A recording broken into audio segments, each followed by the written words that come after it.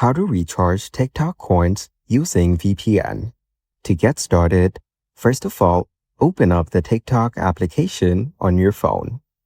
You will then be taken to the TikTok homepage.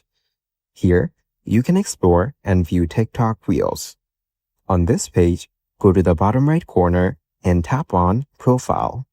Now, go to the top right corner and tap on the menu. Then go to Balance. Here, you can view your TikTok balance and other related services. Now tap on Get Coins.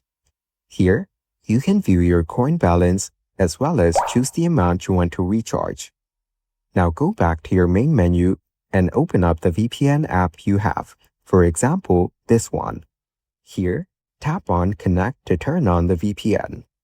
Once it has connected, go back to the previous page on TikTok. Select the amount you want and then tap on Recharge at the bottom. Now double-click your side button to confirm and pay. Then tap on Continue to add payment information.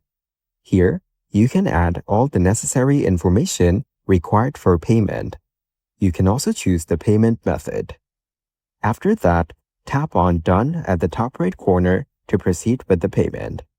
Following these steps, you can easily recharge TikTok coins using VPN.